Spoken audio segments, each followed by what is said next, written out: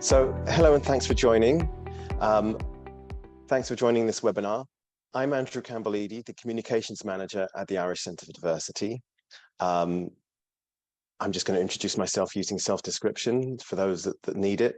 I'm a black man in my 50s. My pronouns are he, him. I have shaved hair on my head and a black moustache. I'm wearing glasses with a thick black frame. And I've been in Ireland for over 12 years. So that explains the accent, which you may not be familiar with. It's an English accent, but as I say, I've been here for over 10 years. For anyone that isn't familiar with us or that's joining us for the first time, I'm just going to give a few words about the Irish Centre for Diversity and the work that we do. So the Irish Centre for Diversity is a diversity inclusion focused company that supports businesses and organizations to become more equitable and diverse. We're the leading organization delivering diversity inclusion training in Ireland, and we've coached more than 250 companies across the country and across many sectors. Supported by IBEC, we have developed Investors in Diversity, which is Ireland's premier diversity inclusion performance mark and accreditation mark. Investors in Diversity provides a structured framework to transform workplace cultures and practices so that all colleagues can thrive and share a sense of belonging. In addition to this, we offer a full consultancy service to help with any specific diversity inclusion needs. So please contact us through our website, irishcentreforddiversity.ie, or social media to find out how we can help with your diversity inclusion journey. We recently launched the first ever National Diversity Inclusion Awards, which celebrates Ireland's D&I excellence across all areas. And this webinar is important because it takes the learnings and the experience and insights that all of our entrants had and all of our finalists had and shares them with us, because everyone benefits when best practice on D&I is shared. So that's what this webinar is intended to do. Today's session focuses on the Laya Healthcare Outstanding Employee Resource Group Award. So to start from, we'll hear from the award sponsor, the shortlisted finalists, and the award winner. We're joined today by Shelley Gibson-Parkinson and Sarah Garvey, who are our ISL interpreters for the session. And the running order, I'll shortly hand over to the award sponsor, and then we'll hear from each of the finalists and the award winner before Q&A at the end. Some housekeeping before we start properly. The session's being recorded and we will be available on the Irish Centre for Diversity website afterwards. Everyone is muted except the panel. And please do join in the chat function. We'd love to know who you are and which company you're joining us from. But please do save any questions for the Q&A function. Otherwise, they may get lost. So without further ado, I'm handing over to Bríd Seymor. Bríd Seymor from Laya Healthcare, and she's Laya's Director of People and Culture at Laya. So over to you, Bríd. Perfect. Thank you. Perfect. So hi, everybody. I'm going to follow Andrew's lead with self-description, if that's okay. So I am a white woman in my 40s. My pronouns are she and her. I have brunette curly hair. Hopefully you can't see the grays because I'm overdue to get that done, to my shoulders, and I have glasses, square glasses with a black frame. I am, as Andrew introduced me, the Director of People and Culture at Laya. I work with over 600 fabulous people. We have a really good blended approach at the moment. So we're on an 80-20 basis. So for 80% of the time we're offsite, and for 20% of the time we're on site. Previous to the pandemic, that would have been 90% of us fully on site. So we're working our way through a very different way of working, which has been very interesting to us from an inclusivity perspective. My area looks after, we have a small team, and we look after D&I, obviously, operational and strategic HR, employee culture and engagement, organization development, performance management, and we've got some other pieces thrown in there like operational excellence, legal, and facilities as well. I'm 24 years at Laya, and I started as a customer service advisor in our customer service department on the phones, and I am a benefactor of our fantastic policy of internal recruitment and looking at internally first. So that's my personal background, and I suppose I'm involved today because we agreed to sponsor an award for the Irish Centre for the Diversity. And the reason we did that is this particular award itself, the employee resource groups, is something that's particularly close to my heart. For us, we have fantastic initiatives around DE&I. We've got great strategies around DE&I, but essentially it is about coming back to having a good debate and a good conversation and giving a voice. And that's exactly what a good ERG is about. And that's what today is about. So selfishly, I'm very interested in today because we weren't part of the judging panel. We were the sponsors. So the insights that we're about to learn behind why the great companies around the table were shortlisted, and obviously the insights behind our award winner as well, is really going to be, I think, a great learning experience for us all. And that's again back to a good conversation and hopefully a good debate that we're going to have today as well. So rather than continue to listen to me, I'm going to introduce maybe Tracy first, who's here with us from DBFL Consulting Engineers. Welcome, Tracy. And maybe if you could just introduce yourself first, Tracy, and then we can get into maybe some of the fabulous judges' comments that we got back on your shortlisting. Thanks, Bríd. Yeah, my name is Tracy Carney. I'm a Director of Structures with DBFL Consulting Engineers, and I hold a privileged position within our organisation of being the chair of our D&I employee resource group. We call it a driver group because we feel it's a key factor in sustainable growth in the company and development in the company. I am a white woman. I have blonde hair which is shoulder length. I have a fringe. I am embracing 50. And I need glasses now to read, so I'm wearing red framed glasses this morning. Great, welcome, Tracy. And it was lovely. Some of the judges' comments, Tracy, were particularly around the passion for learning and development and the support by leadership, and also that it was really encouraging to see design thinking coming through, incorporating diversity and inclusion, which obviously with the engineering background, there's a great insight around the design and design thinking there. So I'd love to hear about the uniqueness of that at DBFL, if you could take us through that. Yeah, well, I'll start with just, I suppose, where we're probably new to D&I, and that our journey started about 2 years ago, where we reflected on where we were as a company. We looked at our kind of staff basis, and we realized that we had a really diverse staff from, I think we have representation from 32 countries around the world, and I think the only continent we don't have somebody from is Antarctica. We're working on that one. So we realized that, you know, we've benefited hugely from the diverse perspectives and the diverse experience that people have brought from different countries, different ways of designing, different approaches to design. And we realized, I suppose, that was very much a key factor in a huge benefit to the company. And we felt it was important then to kind of formalize diversity and inclusion and raise awareness, and things that we kind of unconsciously almost take for granted. We wanted people to bring into the conscious of the huge benefits around diversity and inclusion, and the huge benefits in relation to diversity, and particularly bringing it into huge richness into what we do in terms of design. And I suppose as designers, we have a very significant impact on life. You know, everything from the house that you live in to the routes that you travel, going to your workplace or your school, the school buildings, the office buildings, the hospital buildings, you know, the bridges that we cross. We kind of have we've got an input into all of those.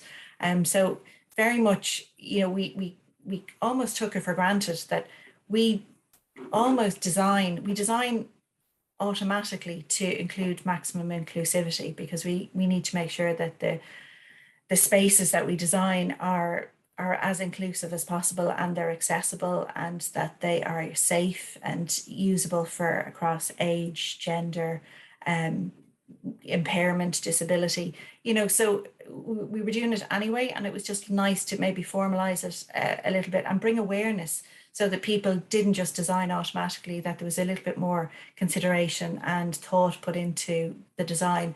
And I know particularly in our transportation department, you know, the guys have taken it almost a step further, where they've gone above and beyond the requirements of, say, the codes of practice in relation to considering diversity and inclusion, particularly in the development of, you know, public realm spaces from user perspective.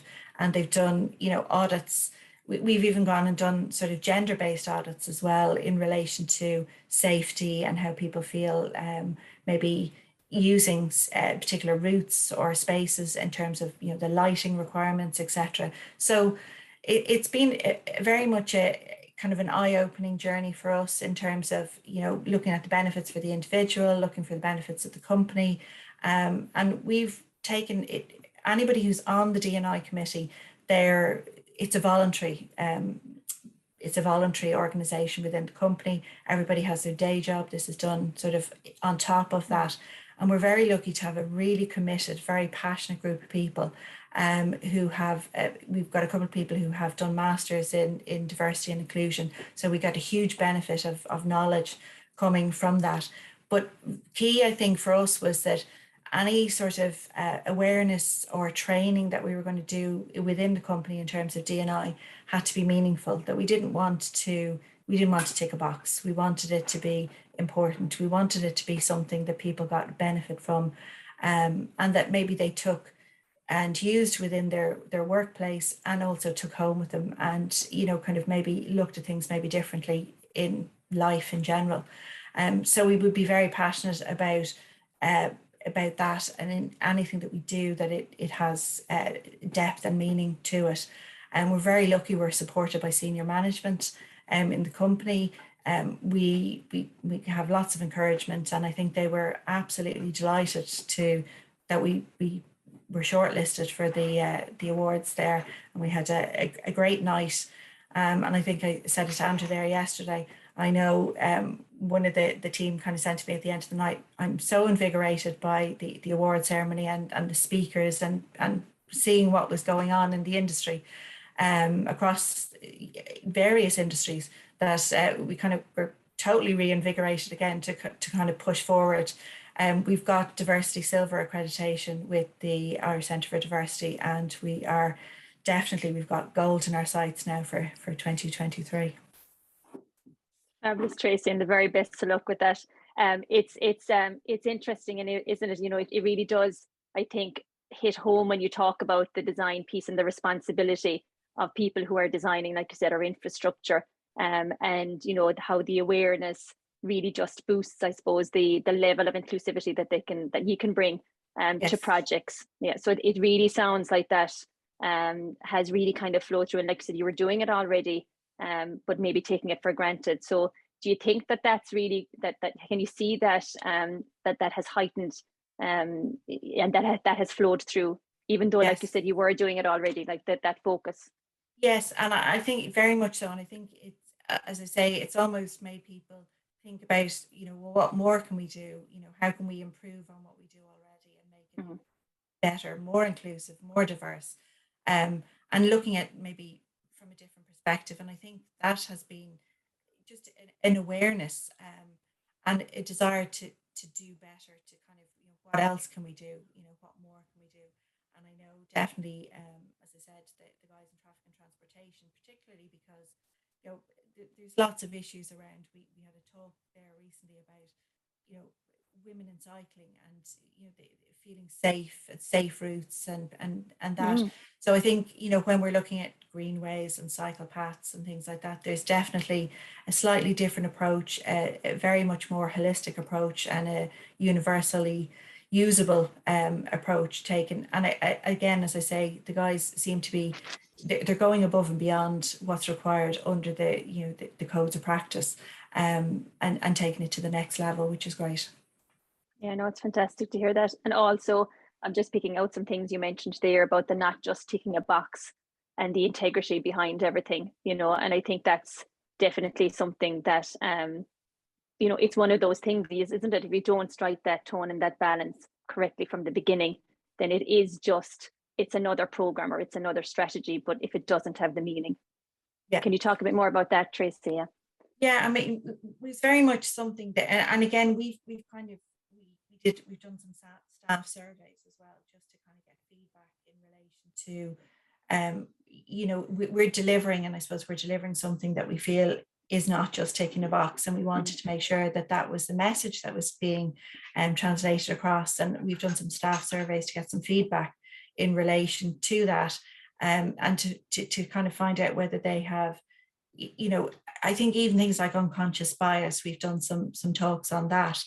And that's very much, people have kind of come back and kind of gone, yeah, absolutely, we all have unconscious biases. But I think if you're aware of them, you can maybe start to change or change your perspective on it.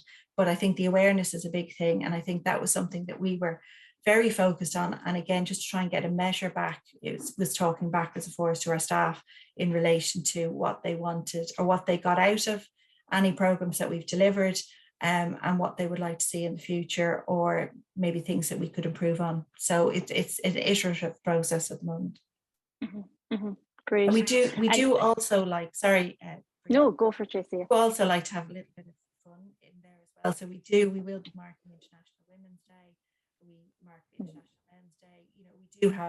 We've got cultural days where people will we swap recipes. People will cook and bring in their traditional dishes. So there is a fun element to it as well. It's definitely a balance between serious delivery and awareness of diversity and inclusion, which is a very important topic, but also we do have a lot of fun doing it as well. And we've lots of fun days in the office associated around cultural diversity, gender diversity. So we try and strike the balance between the two. Mm-hmm. Yeah, no, and that fun, it sounds like you had good fun around the shortlisting as well, and Yes. That's the good fun, and the night hopefully transitioned into the office as well. I suppose just maybe another thing, a reflection that the judges called out was about that leadership support. And again, I suppose the integrity piece, it has to come from the very top. It has to come from all levels. But how would you say that practically flowed through, that leadership support? Was it difficult to get that to the point that you needed to be, Tracy? Can you just maybe reflect on that journey? Yeah, no, I would say our leadership, I mean, I think the key thing for us really was almost the initiative came from sort of the senior management team, where they were looking at what we do, how we do it, what's important. And it was very much identified as an important factor in the company, important factor in culture. And it was important, lots of things, as I said, we were doing already. And I think they just were keen to, I suppose, raise awareness and formalise it insofar as people realised that there were supports there in place. We felt it was very important that everybody could be themselves at work. And what we wanted to do is make sure that we had an environment that was very inclusive in the office. And people could, they're not going to reach their full potential if they can't bring themselves and on all of themselves to work. And I think that was very much important to us, that nobody came to the office and felt that they couldn't, they had to hide their sexuality, or they had to hide their religious persuasion. So I think we very much wanted it to be that sort of environment, and that was very much driven from a leadership level all the way down, which is great. And I think our graduates coming in very much appreciate that there is that strong leadership in terms of diversity and inclusion, and that strong support and encouragement that has pervaded, and it pervades every level. But very much, I mean, that has been key, I think, to our success and the enthusiasm that is around D&I in the company. That's super, Tracy. I'll finish off with just one quick thing. What would you say you're most proud of on your D&I journey? Well, I think we probably would say we were most proud of being finalists in the first awards. But I think actually achieving Diversity Silver accreditation was great for us, and just the kind of the recognition that what we were doing and the things that we were putting in place and the strategies that we were putting in place were positive strategies, and just to get that recognition, and just we're very proud of that. And we're also very proud of, I suppose, the fact that we are not an industry necessarily associated with diversity, and we are, I suppose, flying the flag and maybe encouraging other companies in our sector to maybe look at their attitudes towards diversity and inclusion, and to maybe look at different strategies. We're heavily involved with Engineers Ireland. We're involved with in TU Dublin with their STEAM program for mentoring from the engineering sector. And I think we're very proud of our outreach beyond the influence and maybe the impacts that we're having beyond our company. So yeah, we're just we'll keep going, and maybe we'll have a gender balance and a diversity balance that will be reflected then in the industry in the coming years ahead. Well, the best luck with it, Tracy. And like I said, having the recent shortlisting and having that platform, and the fact that you're going to maybe perhaps use that across your own network and make design better for us all, I think that would be fantastic, and we would welcome that, as much of that awareness as possible in design going forward. So well done, and thanks very much. I found that really interesting, Tracy. Appreciate that. I'll just move on to Adriana. Adriana is with us from Sensata. Hi, Adriana. How are you today? Hello, everyone. Thank you for having me. My name's Adriana Morvayoba. I am a white cis woman in her late 30s with dark hair, shoulder length, and hazel eyes.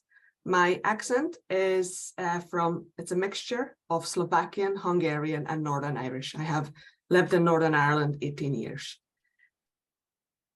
Excellent. Welcome, Adriana. And I love your accent and love the mix. We have to get you down to Cork and get a bit of a Cork mix in there as well. That would be interesting, I'm sure. Adriana, one of the things that the judges were impressed, and I love the fact that we have that phrasing from the judges, because there was such expertise on the judging panel. So I think to particularly pick out what impressed them is a really good context setting. But they spoke about yourself, actually, about you being an incredibly impressive individual, and about how you're trying to bring that systemic change into a large global organization. Can you talk to us about that without being too modest? I'm sure you'll try to be modest, but just tell us all of your journey on that. Thank you. I will just a short introduction. So I'm a diversity, equity, and inclusion specialist for Sensata Technologies.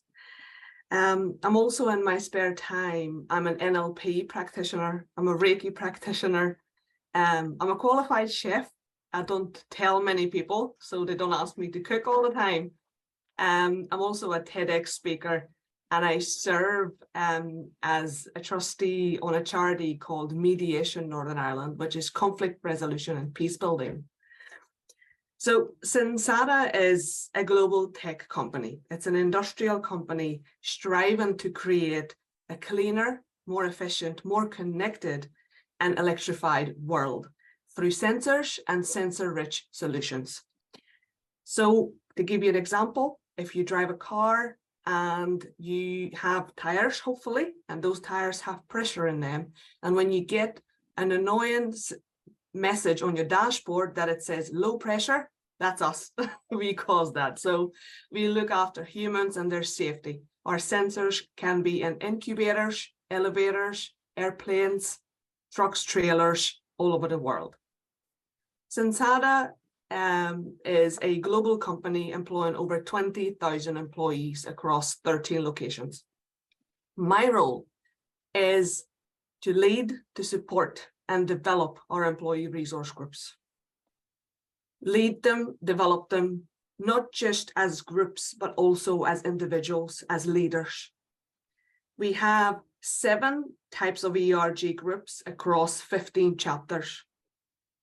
For example, our two largest employee resource groups are Women and Sensata, based across 5 different locations globally, from America, Mexico to Asia, to Europe. And our second one, which I will be further talking about, is ACE, Appreciating Cultural Exchange, which currently has 3 locations: Northern Ireland, the Netherlands, Bulgaria, and we are launching one in Malaysia over the next couple of weeks.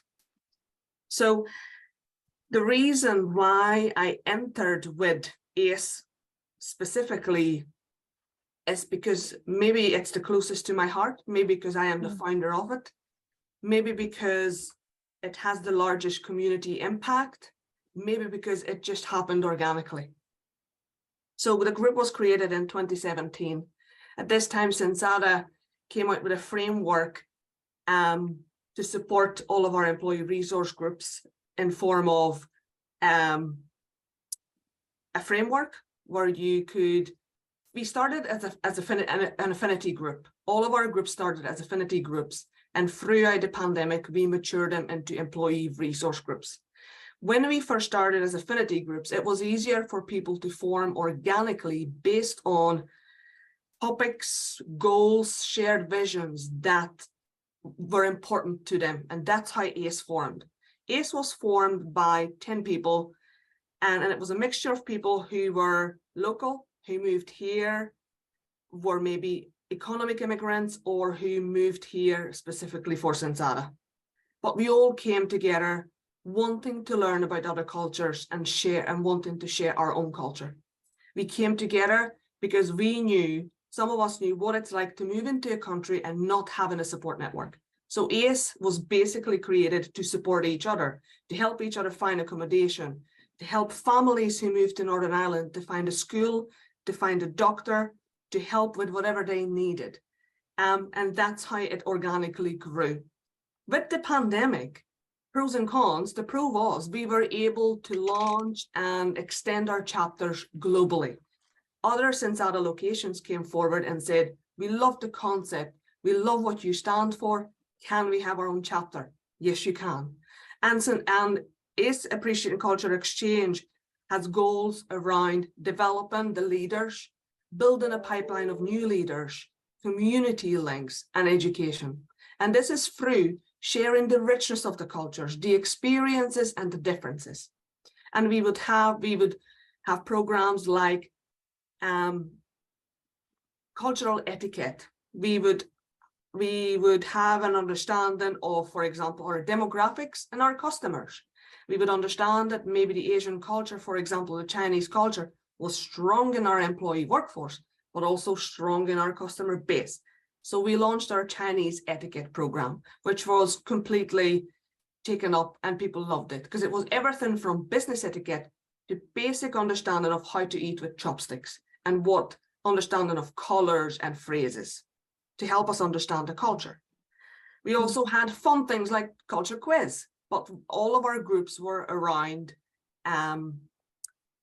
what people would wear, hand gestures, phrases, everything that you wouldn't normally have in your normal pub quiz.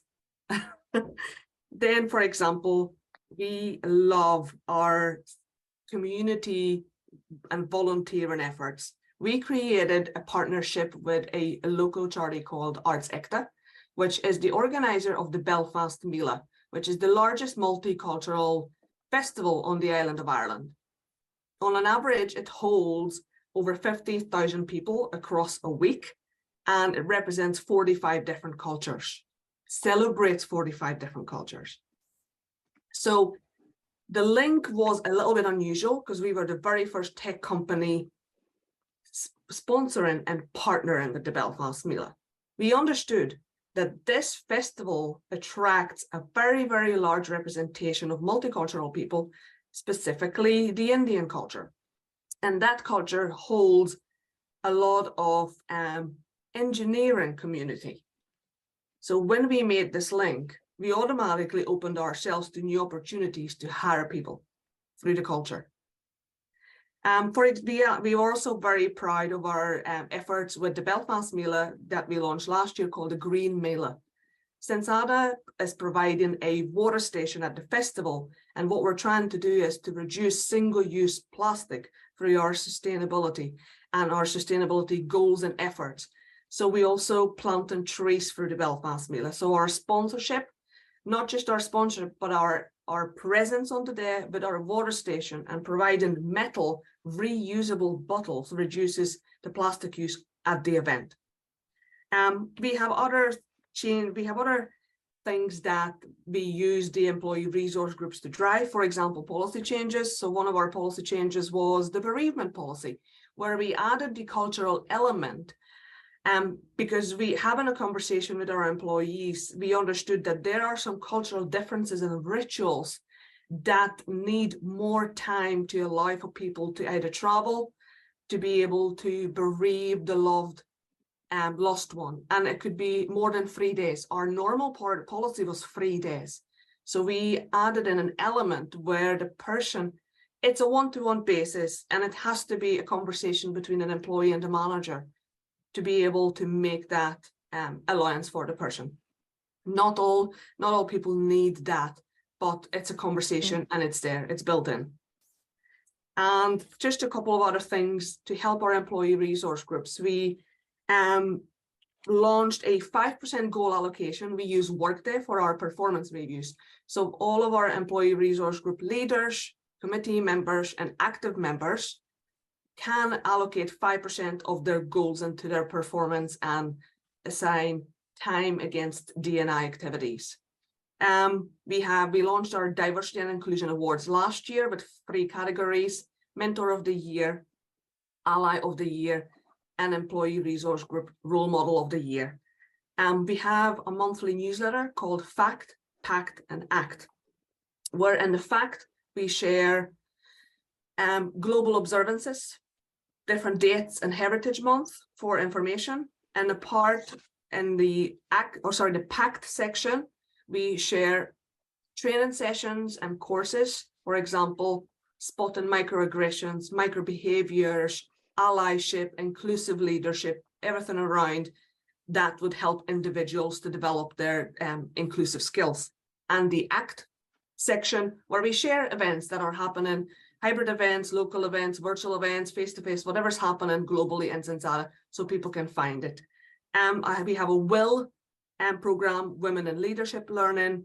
We have our Stork service that we launched last year, which is a service that allows breastfeeding women to ship their milk home if they are traveling with business.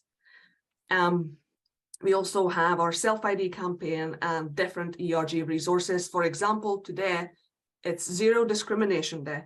So our employee resource groups came together and created a resource, a document that will be sent out to all the employees to signpost them to resources to help them. We highlighted a couple of real life situations, if it happens to them, what they can do. For example, a microaggression or a negative behavior, and what can they do, or what can a person who witnesses do?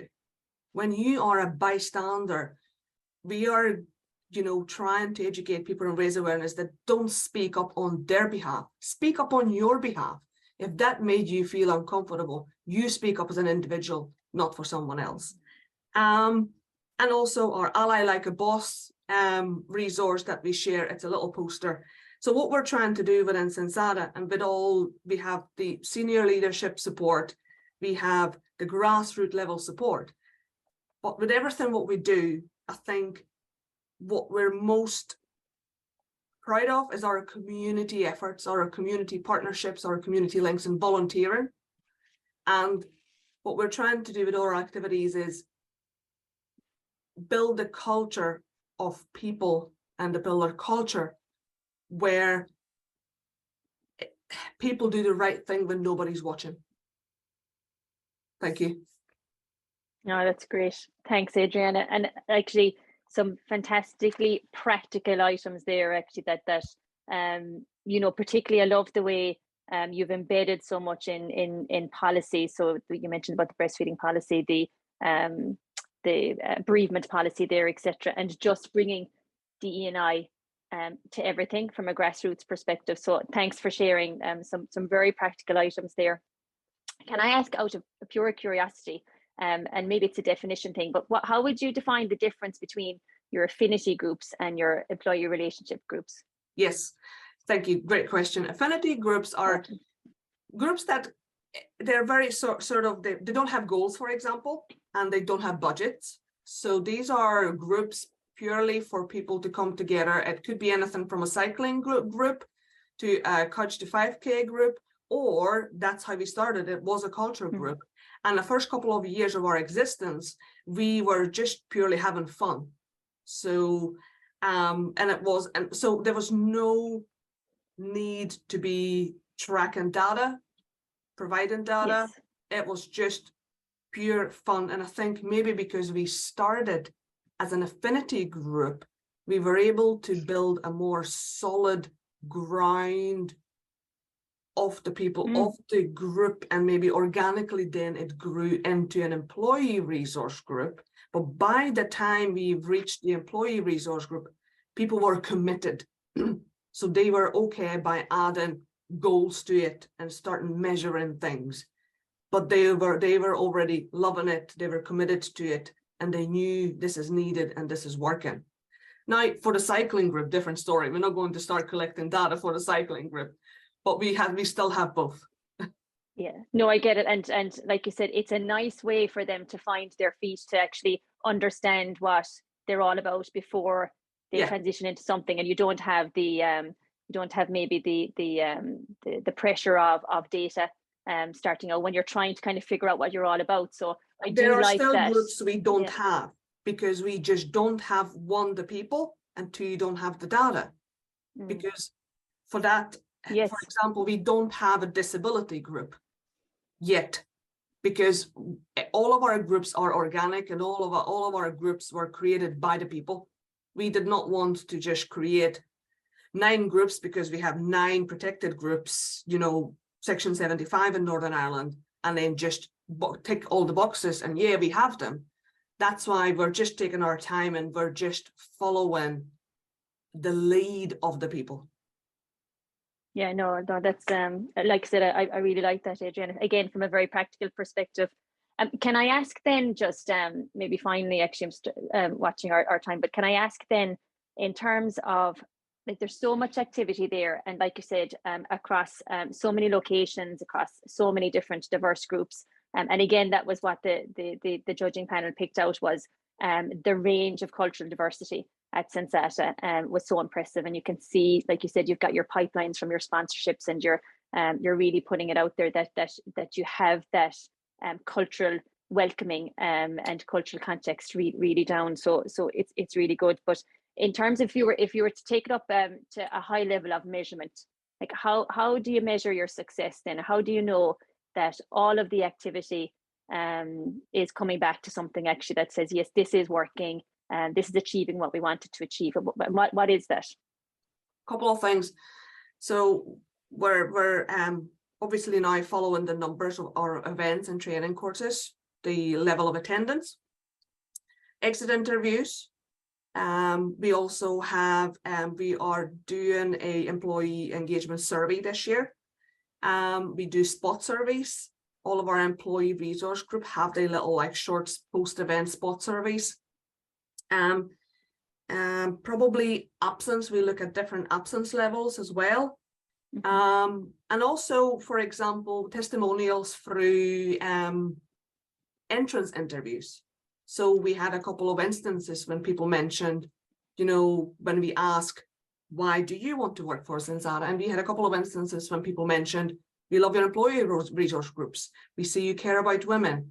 And that's probably when we have to be a little bit better at being more people focused as well and show what we do. We do a lot of things, but we're not good at talking about it. We don't really tell as much out to the outer world, but it was nice to hear for someone interviewing for an engineering role and said, I love your policies. I love that you support mothers. And I heard you have a female resource group, employee resource group. Yeah, I know, that's it. And like I said, that word of mouth and the fact that it's coming through then and people are recognizing you for Word of that, mouth. Yeah. that's the impact. Yeah, that's the impact. Yeah. Now, great, Adriana. Thanks so much for that. Thank you. And again, so it's been just really practical, actually. And again, I'm here selfishly. It wouldn't matter to me if there was nobody logged on and listening, or if we weren't recording. This is just, again, I'm taking loads of notes here, so this is fantastic. So thanks, Tracy and Adriana. I do want to mention one of our shortlist companies who weren't able, unfortunately, to come today, but are worthy of mention because of obviously they were shortlisted, SMBC Aviation Capital. So unfortunately, the guys couldn't make it here despite best efforts. So I just wanted to shout out to them as well. Before we get on to our winner, who like I said earlier, I managed to get a hug from Sean. I didn't meet Tracy or Adriana on the night, but met Sean on the stage, and Shauna from Grant Thornton. So Shauna, welcome. And can you just maybe introduce yourself and your role for us first, please? Thanks. Sure. You can hear me okay? Perfectly, thanks. So yes, my name's Shauna Ratman. I'm the Equity, Diversity, Inclusion Specialist at Grant Thornton. I'm Bangladeshi Irish. I have dark hair to shoulder length, and I have brown eyes.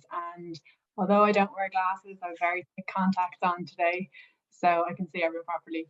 I am very proud to be part of the Outstanding Employee Resource Group. They're called Embrace, and Grant Thornton has, over the last, I'd say, 6 to 7 years, really invested in the journey of, it was diversity inclusion, it's now equity, diversity inclusion at the firm. We have 10 offices, we have 7 offices in Ireland, and we have Isle of Man, Gibraltar, and recently acquired Bermuda as well. So you're feeding into different cultures there too, which is brilliant.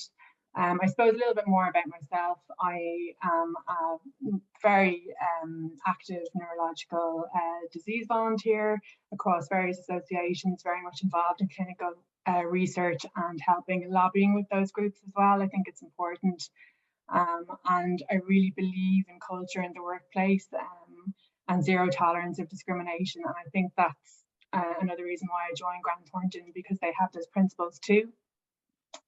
I think what is kind of unique about Embrace, and I suppose I'll talk about the USP in a minute, but it's just I'm about the present, but I'm also about the future. And I think that's where the Embrace members come in, because they believe in that too.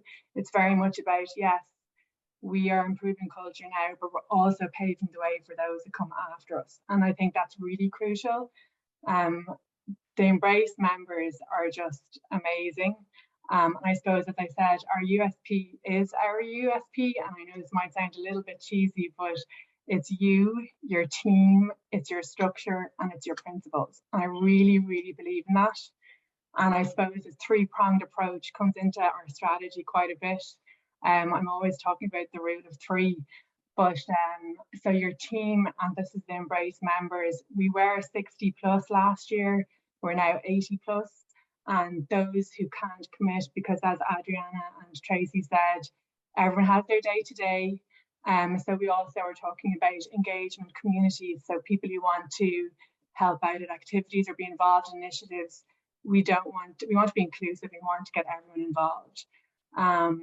And they just drive ED&I at the firm. They're ambitious, and it's genuine. It's a genuine passion to change the workplace culture and improve it. And I really feel that at Grant Thornton, you can feel the investment from senior leadership as well, and it's feeding down. I mean, I joined the company last year. We also have a brilliant new head of sustainability, and we want to be aligned in our goals. So I would work quite closely with her also, so that we are, whatever activities we're doing as a ED&I group, we're also aligned with the UN Sustainable Goals too. So again, another 2-pronged approach to what we're doing from a strategy point of view. But then I think, again, talking about the members, we're 5 pillars, but we function as one. And I think that's key to the maximum impact, and also to working as a team. So we have our ability pillar, we have our ethnicity and culture pillar, we have our family pillar, we have our gender equality pillar, and we have our LGBTQIA+ pillar. And that feeds into the structure piece. So there's key to have like a really strong structure in how we work. And we have an organizational structure that we follow. We have very much involved senior leadership members, and there's 7 of them on our ED&I steering committee. This feeds down into myself. I'm the chair of Embrace, our ED&I program. And then this then feeds into the 5 pillars and our members and our activities. So I think that that's really important for everyone to be able to visualize how it works. We have 2 ERG leads for each pillar, so that's 10 leads in total, who obviously lead the pillars, but the other ERG members would feed in. And then we have structured meetings, we have structured breakout meetings, structured groups, and we also have specific mission statements, objectives, what are we going to achieve for the year. We have a charter for Embrace, and we have a charter for our ED&I steering committee. So everyone is able to, I suppose, know what their responsibilities are, but also the benefits of being part of the programme. So if you're going to join the ERG, you have to follow this charter, or you have to be aware of what your membership status means. Like, it's really important to not just join for the sake of joining. Like, we really want to make change. And I think those that are involved in Embrace, they're all ambitious. And as I said, they've got that genuine integrity to want to make that change.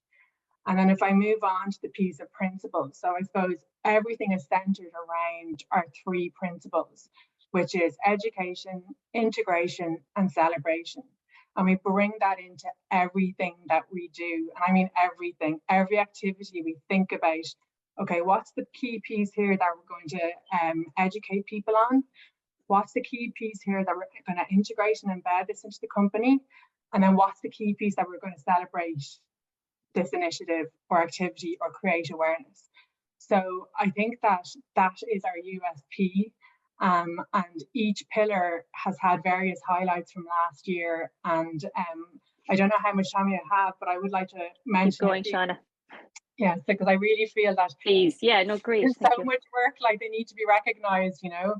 I'll start with ability. I suppose last year there was a real focus on mental health, and I know a lot of you, I'm sure Adriana and Tracy would agree, coming back from COVID was difficult for everyone and difficult for people, and mental health during COVID, we all know, suffered. So I thought it was brilliant the way Ability put that to the fore last year. We worked with Sea Change, and we had a lot of training sessions as well. And one of those key pieces was the mental health first aid training. And we increased our mental health first aiders from 35 to 55. And it's almost like a touch point platform for our colleagues to just have a conversation about what's happening in their workplace or in their life, without having to, I suppose, go further. They can.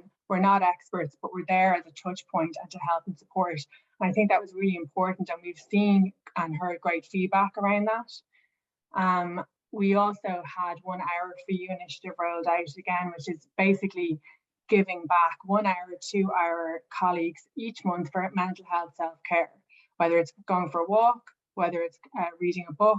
And again, we had such great support from our senior leadership and senior management. And I think that means a lot. You know, I know we talk a lot about the top-down approach, but we talk about it a lot for a reason.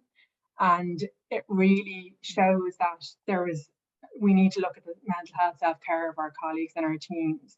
So that was rolled out last year as well.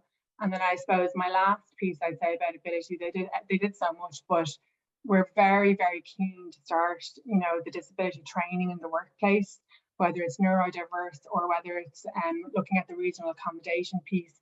So we rolled out a first training session in December with Ability Focus, and it was brilliant. And it was just a taster of what we could do, and it really showed what we are doing as a company, but what we can do as well. So that was brilliant. And if I move to ethnicity and culture, we're currently working on our Seachtain na Gaeilge piece for in a couple of weeks, which is brilliant. But ethnicity and culture, I have to say, put on one of the best nights I think the company saw in a long time, which was Culture Night last year, and it was a celebration of our 50 plus nationalities, but it was a real coming together of people and learning about people's cultures. There was foods there from other countries, there was drinks, there was Kaylee, it was just fantastic. And the ethnicity and culture group is very conscious about our international new joiners, and they've put together like an international new joiner welcome package. So like covering from health insurance to where can you go in Ireland, where can you find accommodation, and they took the time and resources to put into this so that whoever is coming from outside into our company feels welcome. And they're also very much involved in our induction international hire sessions too, which is brilliant. So yeah, brilliant ERG.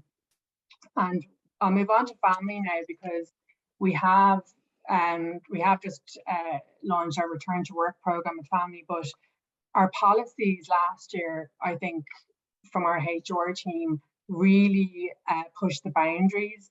And we launched like surrogacy, compassionate leave, paternity, fertility, IVF, miscarriage leave. There was a range, like I'm not doing them justice, but the family URG then leveraged that. And it just, I suppose, create an atmosphere and environment of, again, caring for our colleagues, and really recognizing how difficult it can be to experience these issues, but being provided with that leave is just so important as well, and for the support when you come back from that leave. So that was brilliant. But our family URG is something that we decided to rebrand, and I think everyone would agree that family has changed over the years. How we view family has changed, and I really didn't want people, our colleagues, to feel like, oh, I have to have a child to be in family URG. Yeah. It was just a misconception. So we rebranded, and we have videos that are rolled out just with that rebrand, that everyone is welcome. Your friends can be your family. You know, some people like see their colleagues, you know, as family because they're away from home. So I just really wanted to bring that inclusivity to that piece, and they're a brilliant URG as well. Our LGBTQIA+ are currently looking at more education pieces around the community, and also community engagement. How can we engage in the community?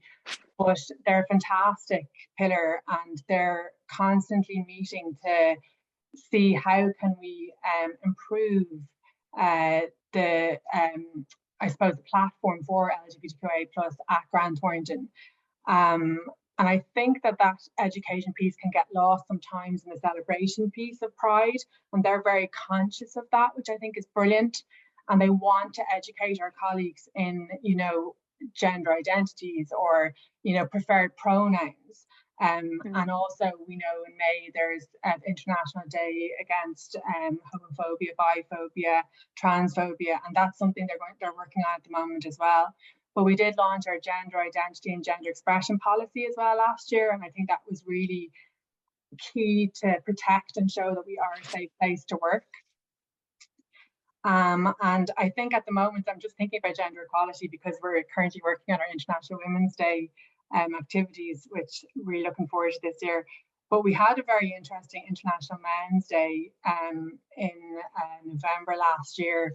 And I'm not saying like the men can be forgotten, but there's such an International Women's Day gung-ho empowerment piece that we wanted to focus on International Men's Day just as much, and rightly so, and be allies to our male colleagues like they're allies to us around International Women's Day. And we invited a speaker, Keith Walsh, who hosted a panel session, and it was with our partners, and it was also with one of our ERG leads, and it was very powerful because there was a vulnerability there, and it was around mental health. But it was great to see the feedback, and we're definitely going to do something like that again this year.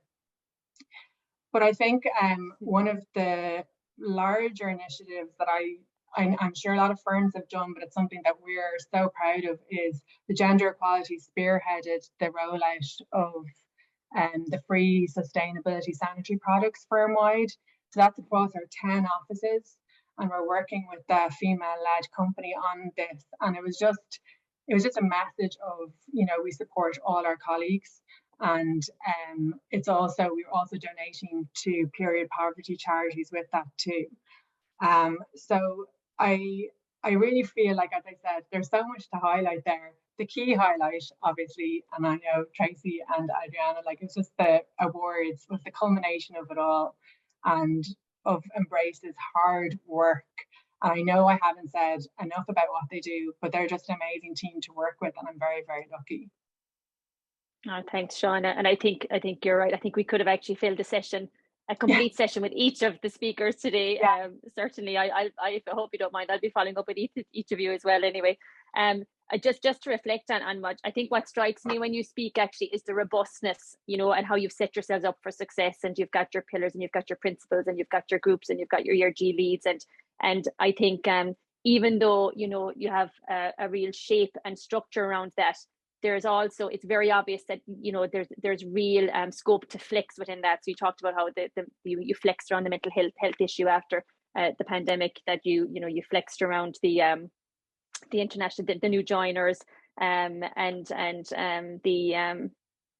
all of those pieces. And it just sounds like you've got great shape, but also, like you said, you know, the autonomy within that, across the feeding down piece that you spoke about, that really is working, you know, having your shape, but equally you've got great autonomy and great flex within that. So I thought that really comes across nicely. Yeah, and I think as well, Bríd, and I think it's important that everyone knows, and I know a lot of people do, but you almost have to emphasize that the internal reflects externally, and our partnerships are key to us as well. And what we do internally is also in a networking piece externally. So we're sharing, and I think that's the key piece. And look, it's what we're doing today. We're sharing, looking out. Yeah. Exactly, and we all have the same principles, which is to have a better workplace culture. So we do have like brilliant partnerships externally as well, and I think that is important. And I'll just give an example. A few of us who are in part of the Embrace, we were at the Chartered Accountants at NDI network launch a couple of months ago, and even just like listening to what other companies are doing from an ED&I perspective, it was really important, and the launch itself was important. And I think that bringing your internal external is something that we're really focusing on now as well, and engaging with our communities. Yeah, no, that's it. And I think and I know we're handing over to Andrew now for Q&A sessions. So I do think though that it's worth noting that, like you said, the intent behind everybody who's genuinely involved in D&I and the inclusion piece is always from the right place. And I think that leads then to a better conversation maybe than other topics in business. And even, you know, the atmosphere that we had at the awards, it was one of community. And I think, you know, like you said, this is what today is about. And I think we can all share, and, you know, nobody needs to be competitive about it. Like you said, nobody needs to be, you know, holding that information in. We're all doing it for the right reasons. And there's a rising tide here that lifts all boats, as they say. And I think this is a really, really great example of that today. And I've thoroughly enjoyed it. And I really loved meeting and getting to know each of you a bit better today. So, and I hope to extend that network beyond today, as with any of our listeners as well. Andrew, I'll hand over to yourself. Thanks, ladies. Thank you very much, Bríd. And thank you to all of our panelists. Thank you to Shauna, Adriana, and Tracy. We're not over yet. Of course, we've got some good time now for the Q&A session. And one thing I'd like to say before we go there is, and it's come out in all of the contributions so far, is the partnerships that the ERGs bring to the organization through the work that the ERGs do. So I'm trying to look through my notes now. Grant Thornton, Shauna, you mentioned your work with Sea Change. One thing I'd like to say to everybody that's watching now today is that, you know, it's so important to work with experts in their field, because, you know, as everyone's also said, you know, everyone's doing their day job. The D&I work is a little supported extra. So it's important to kind of appreciate that maybe you might not be the expert in that area. So it's important to bring in help from outside. And at Irish Centre for Diversity, we have our team of experts experts, so quite happy to signpost people and direct them to areas to other resources where we might not be the best person for it, but you know, we work in this field, so we are aware of all of the organizations that work in D&I that may be able to help with mental health, with disability, with LGBT, and we're quite happy to forward on and to make those connections for you. So please just do contact us if you're ever in any doubt of kind of the first steps to take. Anyway, I've said that piece. We can open us up to the Q&As now. And I noticed that one of the first questions that I thought would make a great link now was, it's from an anonymous attendee. They wanted to know, well, they started off by saying, excellent input from Shauna. They wanted to know how many ERGs are in place in Grant Thornton, because it seemed like there seem to be quite a few, but can you put a number on it for us, just so we know the full scope? There's 5 pillars. And so we work under then the Embrace program.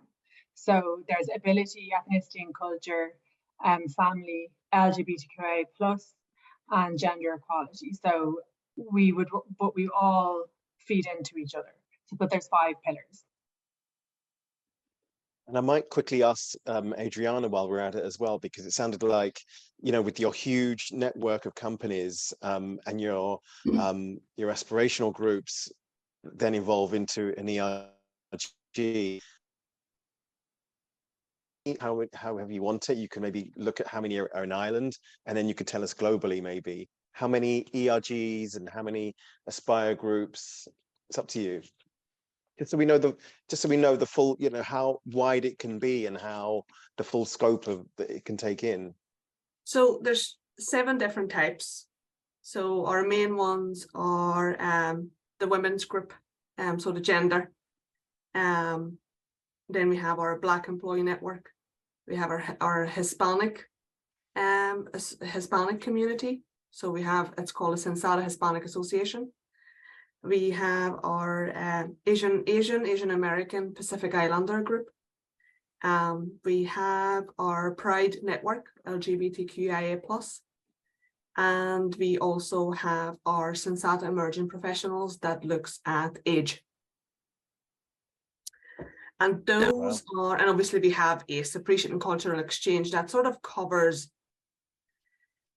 race, culture, but under race and culture also covers everything else from art, music, food,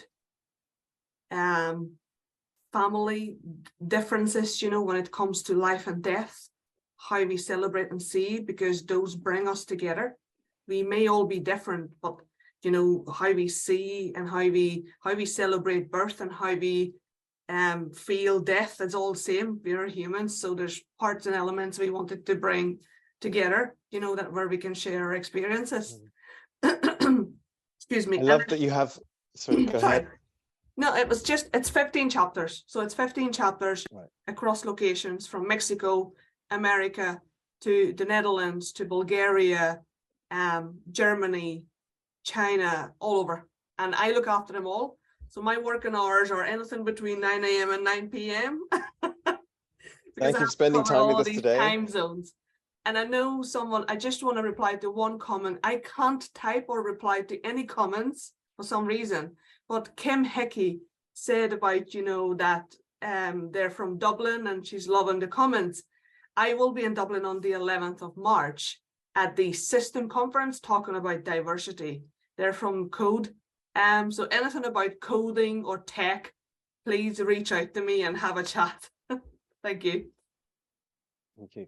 What I was going to say before I asked the same question of Tracy was, I loved that the affinity groups grew organically through the employee need or the employee want, rather than being imposed is the wrong word, but started up by the company to tick a box. It was really driven by what people wanted within the organization. So congratulations on that. And I think that's something that lots of other companies that may be watching this can take on board and look to institute in their own companies. Tracy, got to ask you the question as well. How many ERGs at DBF? And that you are a smaller organization anyway, but it'd be good to know kind of the areas that you cover, the different areas. We've got 10 what we call driver groups, which are our employee resource groups. But they range from diversity and inclusion to technology groups, continuous professional development groups. But we've got, I think, the ones that kind of link in together a lot are ourselves, wellness, culture, and again they're just involved with sort of a kind of a holistic approach. Our mental health is really kind of dealt with, and the strategies that were in place, particularly post-COVID, as Shauna mentioned in Grant Thornton as well, was dealt with to that group. So we would have close liaisons with wellness, and again they would look after the initiatives like Shauna mentioned again as well about the female hygiene, the feminine hygiene products. So we would have very much a crossover between wellness and diversity and inclusion, and again that feeds all into our culture ERG as well. But we've also got, as I said, technology ERGs as well, because obviously we're maybe an engineering based company, so we've got processes and procedures and innovation, lots of other different groups as well within the organisation.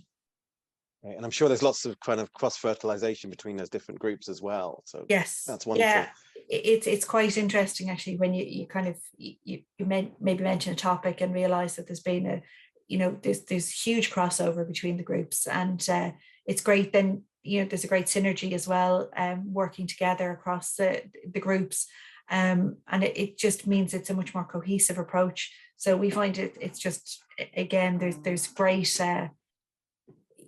I suppose cross cooperation and collaboration across groups. Which goes back to that that goes back to that rising tide lifts all boats comment that I think Bríd said. Shauna, did you want to add something? Yeah, I was just thinking as well, is that, I mean, just from the question that person posed as well, from a sustainability and CSR perspective and a wellness perspective, we have a green team group as well, and a Be Well group who are actually very established. And I think going forward, you almost want to take away the elitism out of just ED&I. We're all in it together, so we're all kind of linking. The idea is that we'll all link up going forward, because everything feeds into everything, as Tracy said. And I think that's really important now. I'm realizing and learning as well, is that the sustainability side, the CSR side, and the Be Well side, that all feeds into ED&I, and each person in each of those employee resource groups are crucial to us succeeding as well, as an ED&I program. So I do think that, just taking on what Tracy said there, is like everyone is feeding into each other to be more successful, I suppose, as a company. Brilliant, thank you. Bríd, I've got a question for you, and I hope I'm not putting you on the spot. There's a question from an anonymous attendee. They asked that their organisation is not currently diverse. Do you think it would cause unfair burden on the minorities to ask them to share their cultural experience?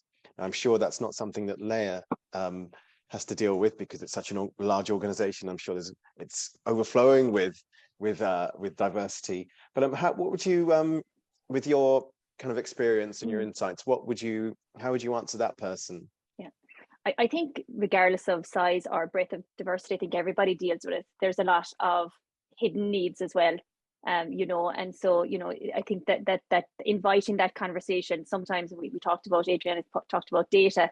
Sometimes the data isn't in front of you. Sometimes you have to seek it out. Sometimes people have to volunteer it. And so I think the most important thing for that is to give the context. Again, it's back to people being able to feel that they can be themselves at work, but also, the extension of that is that they can talk about themselves at work, talk about their needs at work, and help to have that movement around what extends that then, in terms of creating a better platform for people like them, and to create that diversity organically, effectively. So I always say it's back to the conversation. You're only as good sometimes as what you know, but you're not restricted by data, and the conversation and being open to the conversation can lead you to far greater insights than maybe just what you can garner from data and stuff such. So I think that's the starting point always for me, is inviting the conversation, but making sure that the right context is there, that people feel that they can do it. And it comes back down to trust. We've 3 pillars of trust: credibility, respect, and fairness. We focus an awful lot on that. We did a huge cultural development piece around trust a couple of years ago. We had a lot of change in the organization. You know, we do a lot of employee engagement surveys every year. We do two particularly big reach outs around employee engagement, and it was obvious to us that trust had taken a bit of a dent because we had so much change, and we put a lot of focus on that. So I think it starts with trust and inviting the conversation. But everybody has to deal with that, you know, regardless of how diverse you may look. There's always, you know, other diverse needs that maybe you haven't been able to address because maybe people don't feel that they can come forward with that. So I think that's something that we'll all always struggle with, but it's completely it's our responsibility to make sure that we create the right platforms that we can make it as possible as it can be for us to address those. Brilliant answer, thank you. And I would add to that from an Irish Centre for Diversity perspective by saying it's all about creating the atmosphere, creating the culture where people, rather than an organisation having to go to them and say, would you do this, and burden them, that they feel comfortable coming to the organisation, I would like to. So almost kind of flipping it on its head. So rather than burdening the employee, having them, enabling them, facilitating them, which I think all of our panels today have kind of highlighted how you do that and how the ERGs can really flourish in that sort of atmosphere. So I hope that answers the question. I think we have time for one more, which is how important is allyship in creating an inclusive workforce? Again, from an anonymous attendee. And I throw that open, so the first person to answer gets to take that question. I think allyship, I think we've covered that through the webinar. So hopefully that question's been answered, unless anyone wants to jump in. But again, that goes back to that whole culture of all boats, sorry, a rising tide lifting all boats. And I'm trying to remember, somebody did say it. It's actually, it was Adriana said, and I thought it was a fantastic quote. It said, you want to create a culture where people do the right thing, even when nobody's watching. So that's, I think, for me, that really summarizes what allyship is all about. It just says it all. So I hope that answers that question. We are down to 1 minute to go now. So I'm going to wrap up. And an enormous thank you to all of the panelists. Thank you to Bríd for hosting as our sponsor. Thank you to Shauna from Grant Thornton. Thank you to Adriana from Sensanta. Thank you to Tracy from DBFL. Thank you to our 2 ISL interpreters, Shelley and Sarah. As I said at the start, the recording is available afterwards, and you can check our website, irishcenterfordiversity.ie, for details on how to access those. Again, contact us through our website if there are any inquiries that you want, any signposting that you need, if there's any assistance we can give you. And please do register for our other webinars in this series. We have one more on today, but please do check out the other recordings, which cover all the other award categories. So thank you very much for joining us today.